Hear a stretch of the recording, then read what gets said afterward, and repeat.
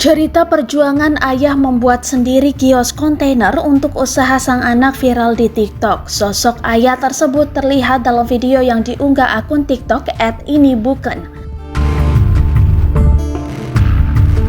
Dalam video itu tampak awalnya tempat usaha sang anak hanya berada di depan teras rumah. Kemudian sang ayah berinisiatif membuatkan sendiri kios untuk anaknya. Ngeditnya sambil nangis, nggak bisa ngomong apa-apa lagi. Makasih banget Bapak, tulis caption TikTok itu.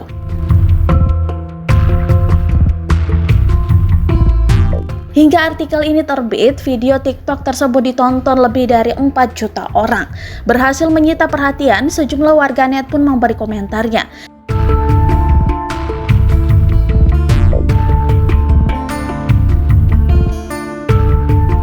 Dilansir dari tribunnews.com, sosok ayah dalam video tersebut bernama asli Ruswanto. Sementara, sang putri sekaligus pengunggah video bernama asli Septi. Adapun usaha milik Septi yakni bisnis bidang kuliner bernama Jajan Ibuken yang berada di Jalan Candrawijaya, Beji RT 01 RW 07, Kecamatan Kedung Banten, Banyumas, Jawa Tengah.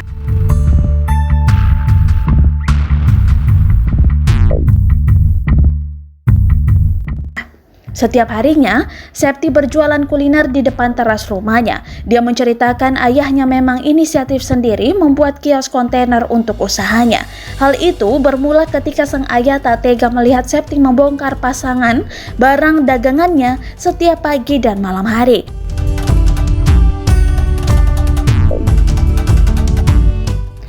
Alasannya, biar nggak bongkar pasang dagangan tiap pagi dan malam. Karena saya dan suami kebetulan masih punya anak balita yang lagi aktif-aktifnya, kata Septi ketika dihubungi. Dilansir dari tribunnews.com, Kamis 30 Desember 2021. Ayah Septi benar-benar membangun kios kontainer itu sendiri. Dari membeli bahan, lalu mendesain tempat, memberi cat, hingga memasang instalasi listrik.